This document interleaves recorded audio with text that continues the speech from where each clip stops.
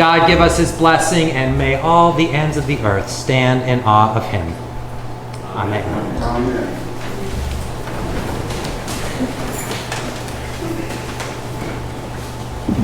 A couple of weeks ago, Smith Farm in Winchendon delivered 9 cubic yards of Otter River black gold compost to St. Paul's, which turned out to be exactly how much we needed.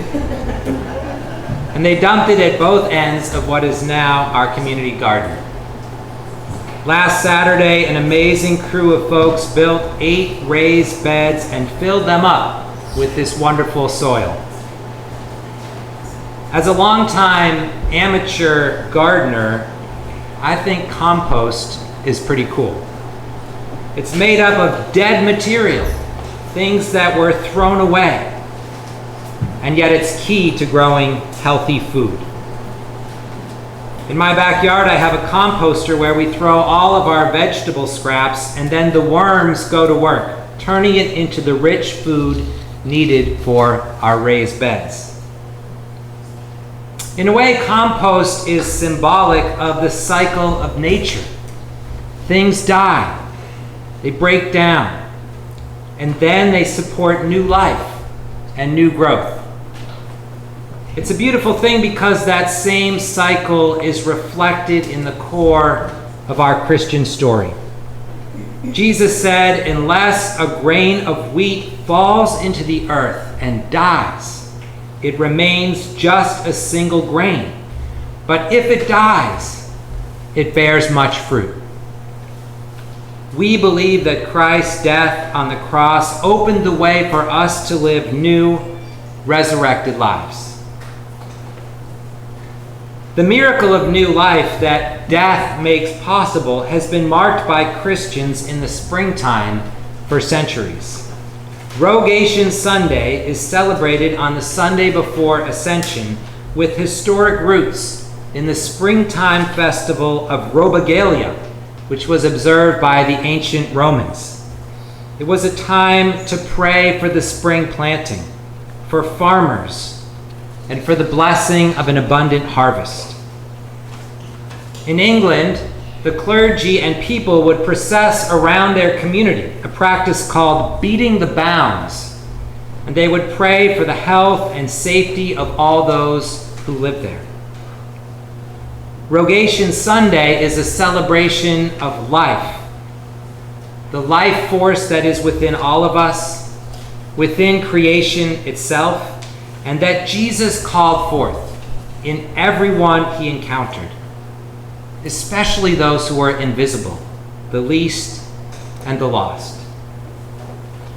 Today we heard the moving story of a man who had been sick for 38 years. Imagine that, 38 years of his life.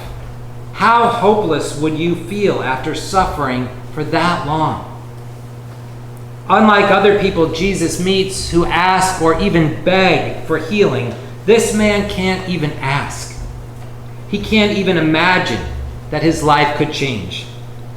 So Jesus asks him, "Do you want to be made well?"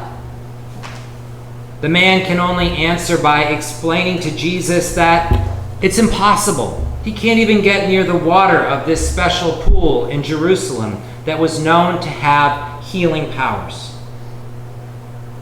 But Jesus wants this man to have the fullness of life.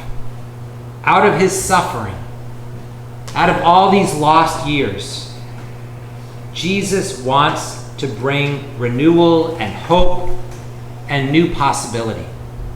Stand up, take your mat, and walk. It's a miracle of healing. It's a miracle of life.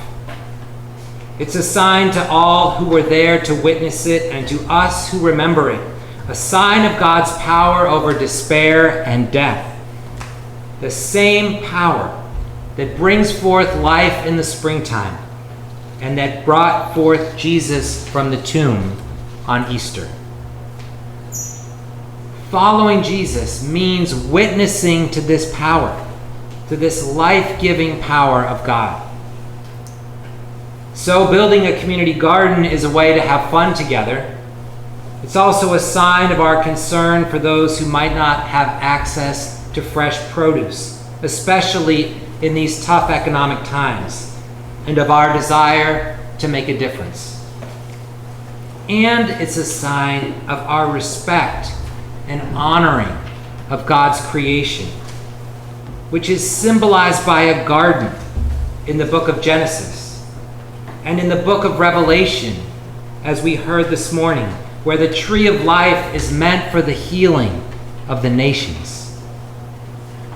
Getting our hands dirty right here in our own garden, digging in this miraculous compost, connects us to the miracle of life that sustains us, and it can help us to be grateful for the abundance of God's blessings. A few years ago, my neighbor across the fence asked if he could have some of the compost in my composter for the raised bed he was building. The next summer, I said to him, "Wow, your garden looks great." He said, "Yeah, I'm growing these amazing pumpkins. The only thing is, I didn't plant any pumpkins." I said, "Yes, you did, because I dumped the insides of Adam's jack-o'-lantern into my composter last Halloween." Sometimes the wonder of creation, the generative power of God, surprises us, bringing things that are unexpected to life, just as it did for the man who had sat beside the pool for so long, waiting. This community garden is an opportunity to make new connections, to embody new life and new growth as a congregation, and to step forward in faith. In the fall, when the growing season ends and the harvest is over, we'll clean up the garden, turn under the plants that are dying, and wait for spring to come again. As we bless the garden today, let us give thanks for God's power working in our lives, and let us be mindful that there is always hope. Amen.